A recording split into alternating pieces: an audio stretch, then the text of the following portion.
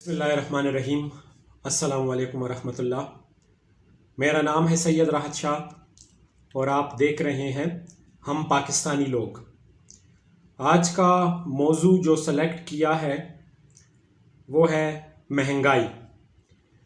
میرے خیال میں یہ ایک ایسا لفظ ہے جو اس وقت ہر پاکستانی کے زبان پہ ہے اور برحق ہے ہر پاکستانی کے زبان پہ۔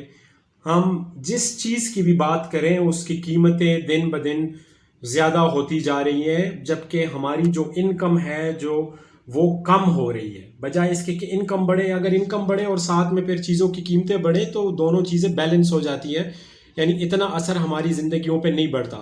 لیکن اگر ایک طرف چیزوں کی قیمتیں بڑھتی جائیں اور دوسری طرف آپ کی جو انکم ہے وہ کم ہوتی جائے یا رکے رہے تو اس کا بہت برا امپیکٹ جو ہے وہ پھر پڑتا ہے۔ اگر ہم بات کریں پچھلے صرف ایک مہینے کی، تو اس ایک مہینے میں جو پیٹرول کی پرائس ہے وہ تقریباً کوئی 90 روپیز زیادہ ہوئے ہیں۔ اگر ہم ڈیزل کی بات کریں تو وہ تقریباً کوئی 115 روپے زیادہ ہوا ہے۔ اگر ہم بجلی کی بات کریں تو تقریباً 16 روپے یونٹ کے حساب سے بجلی بڑھی ہے۔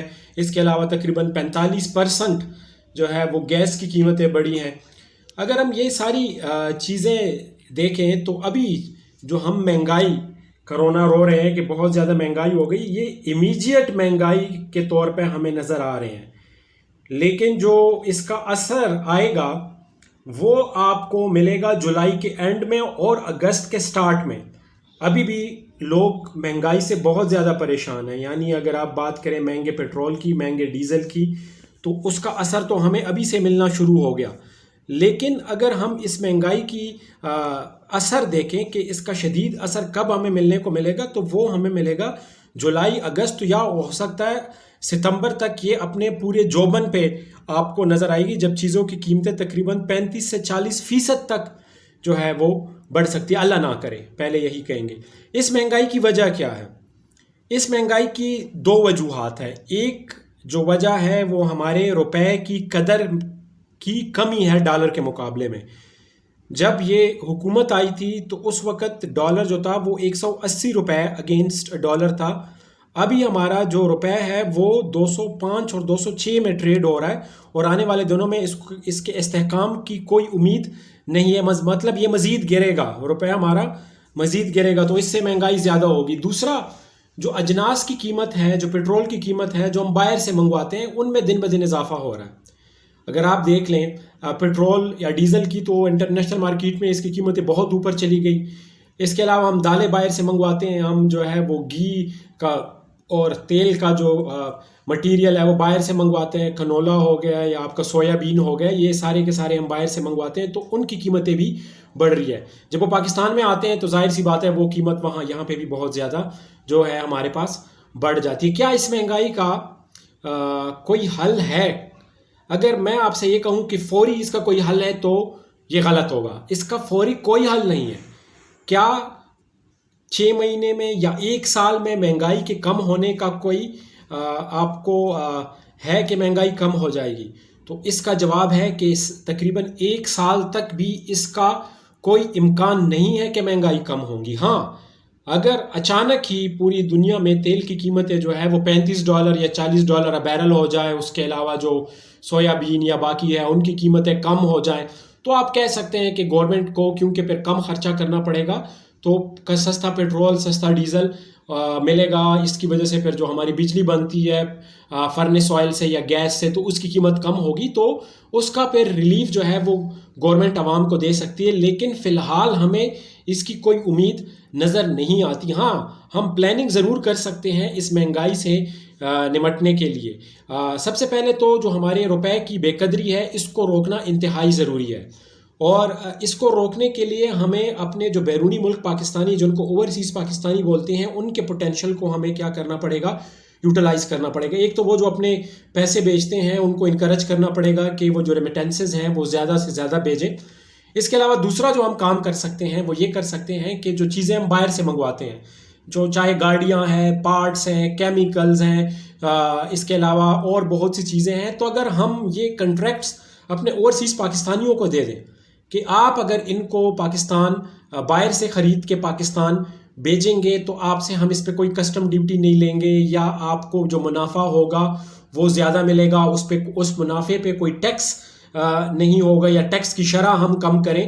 تو یہ کچھ وہ ہو سکتی ہیں کہ جس کے بعد جو ہمارے اوورسیز پاکستانی ہیں وہ زیادہ منافع کی لالچ میں باہر سے ڈالر خرچ کر کے چیزیں خریدیں اور پاکستان میں ان کو یہاں پہ آ کے بیچیں. تو ایک تو حکومت کو ڈالر کم جو ہے وہ خرچ کرنے پڑیں گے اور اس سے ڈالر کی قیمت مستحکم ہوں گی، اور دوسرا یہ ہے کہ آپ کو باہر سے چیزیں منگوانے کے لیے ڈالر نہیں خریدنے پڑیں گے. دوسری چیز، ابھی تک جتنا بھی ہم تیل منگواتے ہیں، جو ہمارا آئل ہے، پیٹرول اور ڈیزل اور گیس، یہ سارا کا سارا گورنمنٹ منگواتی ہے پی ایس او سے، یا ایک کمپنی میرے خیال میں اور ہے جس سے یہ منگواتی ہے. اس کو ڈی ریگولرائز کرنے کی ضرورت ہے، مطلب کہ 35 سے 40 کے قریب اگر ڈیفرنٹ کنٹریکٹرز کو ہم کنٹریکٹ دے دیں اور ان کو یہ اگر ہم کہیں کہ بھائی باہر سے آپ خرید کے پاکستان لائیں، باہر سے آپ جیسے بھی خریدتے ہیں پیسہ پاکستان سے نہیں لے کے جائیں گے، باہر وہ جس طرح سے بھی کرتے ہیں وہ ان کا کام ہے، پاکستان میں وہ بیچیں گے روپے میں، اور جو منافع ہوگا وہ بھی ان کو روپے میں ہی ملے گا، وہ ہم ڈالر میں نہیں کنورٹ کریں گے. ہاں،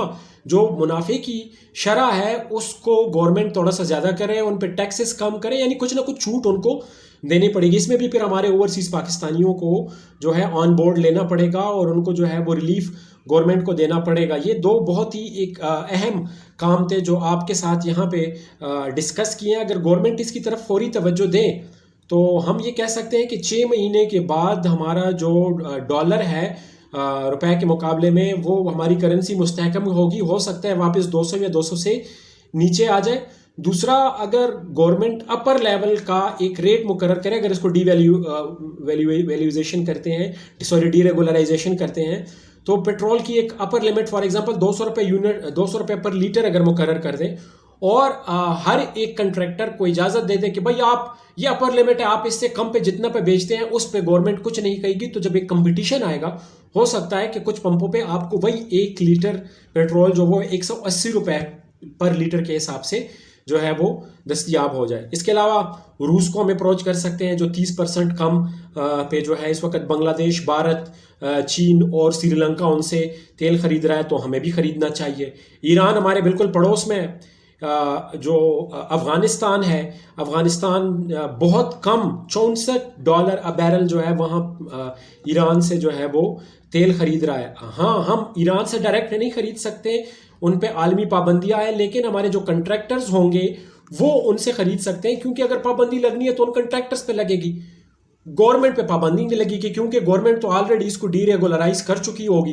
تو اگر کنٹریکٹر 1 سال کا کنٹریکٹ اگر پورا کر لے اور اس پہ سے وہ اچھے خاصے پیسے کما لے، تو پابندی لگنے کے بعد ان کو کوئی اتنا زیادہ فرق نہیں پڑے گا، کسی اور کمپنی کے نام سے وہ دوبارہ آ کے پھر بزنس کر سکتے ہیں. لیکن فوری طور پہ ہمیں اس طرح کے اقدامات کرنے کی ضرورت پڑے گی، جس میں سے کچھ اقدامات میرے خیال میں غیر قانونی بھی ہے، لیکن مجبوری ہماری یہ ہے کہ ابھی ہمیں کچھ کام ایسے بھی کرنے پڑیں گے. امید ہے آپ کو ویڈیو پسند آ رہی ہوگی. اگر پسند آ رہی ہے تو چینل کو سبسکرائب کریں، ویڈیو کو آگے اپنے واٹس ایپ، فیس بک اور انسٹاگرام پہ شیئر کریں.